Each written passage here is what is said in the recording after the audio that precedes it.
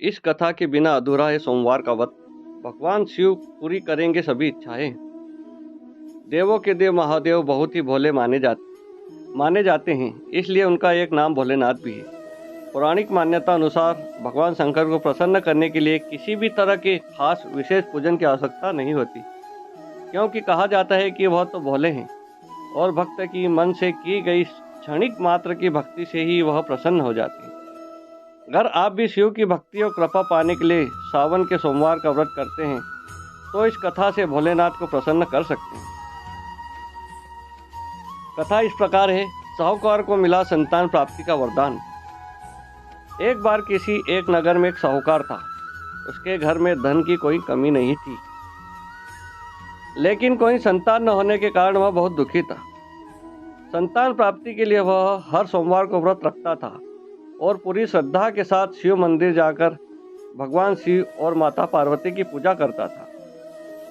उसकी भक्ति देखकर एक दिन माँ पार्वती प्रसन्न होकर भगवान शिव से साहूकार की मनोकामना पूर्ण करने का निवेदन किया।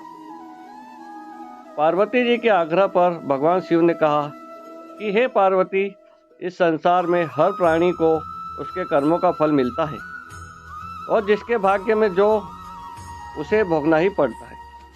लेकिन पार्वती जी ने साहूकार की भक्ति देखकर उसकी मनोकामना पूर्ण करने की इच्छा व्यक्त की।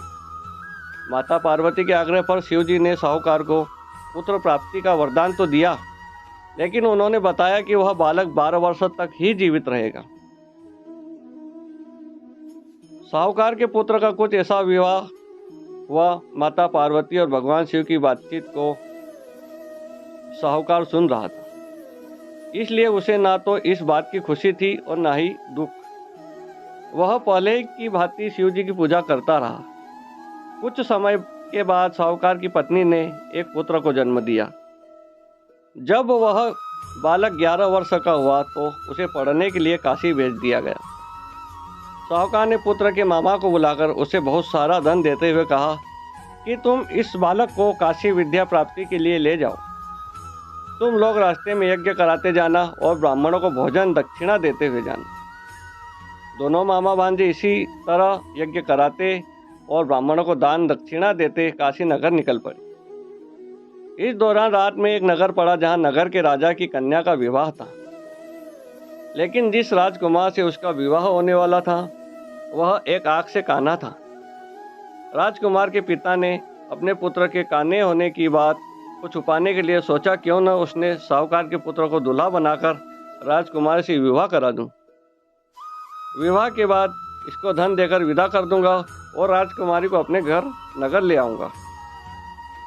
लड़के को दूल्हे के वस्त्र पहनाकर राजकुमारी से विवाह करा दिया गया।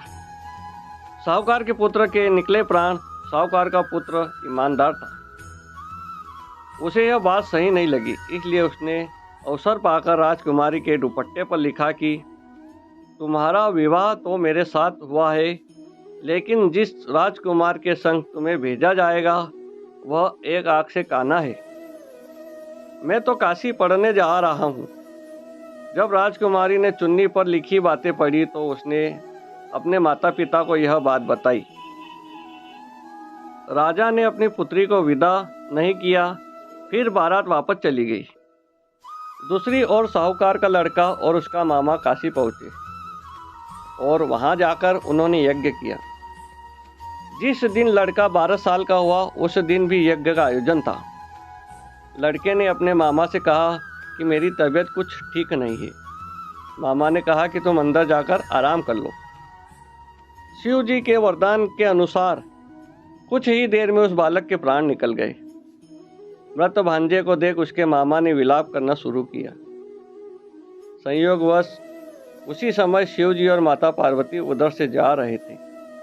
पार्वती माता ने भोलेनाथ से कहा, स्वामी, मुझे इसके रोने के स्वर सहन नहीं हो रहे हैं। आप इस व्यक्ति के कष्टों को अवश्य दूर करें। शिव जी की कृपा से जीवित हो उठा साहूकार का बेटा। जब शिव जी मृत बालक के समीप गए तो वह बोले कि यह उसी साहूकार का पुत्र है जिसे मैंने 12 वर्ष की आयु का वरदान दिया था। अब इसकी आयु पूरी हो चुकी है, लेकिन मात्र भाव से विभोर माता पार्वती ने कहा कि हे महादेव, आप इस बालक को और आयु देने की कृपा करें, अन्यथा इसके वियोग में इसके माता पिता भी तड़प तड़प कर मर जाएंगे। माता पार्वती के पुनः आग्रह पर भगवान शिव ने उस लड़के को जीवित होने का वरदान दिया। शिव जी की कृपा से वह लड़का जीवित हो गया। शिक्षा पूरी करके लड़का मामा के साथ अपने नगर की ओर वापस चल दिया। दोनों चलते हुए उसी नगर में पहुंचे जहां उसका विवाह हुआ था। उस नगर में भी उन्होंने यज्ञ का आयोजन किया। उस लड़के के ससुर ने उसे पहचान लिया और महल में ले जाकर उसकी खातिरदारी की और अपनी पुत्री को विदा किया। इधर साहूकार और उसकी पत्नी भूखे प्यासे रहकर बेटे की प्रतीक्षा कर रहे थे। उन्होंने प्रण कर रखा था कि यदि उन्हें अपने बेटे की मृत्यु का समाचार मिला तो वह भी प्राण त्याग देंगे, परंतु अपने बेटे के जीवित होने का समाचार पाकर वह बेहद प्रसन्न हुए। उसी रात भगवान शिव ने साहूकार के स्वप्न में आकर कहा, हे श्रेष्ठी, मैंने तेरे सोमवार के व्रत करने और व्रत कथा सुनने से प्रसन्न होकर तेरे पुत्र को लंबी आयु प्रदान की है। इसी प्रकार जो कोई सोमवार व्रत करता है या कथा सुनता है और पढ़ता है, उसके सभी दुख दूर होते हैं और सभी मनोकामनाएं पूर्ण होती है। ओम नमः शिवाय। आपको यह कथा अच्छी लगी हो तो चैनल को लाइक, शेयर और सब्सक्राइब जरूर करें। बहुत बहुत धन्यवाद।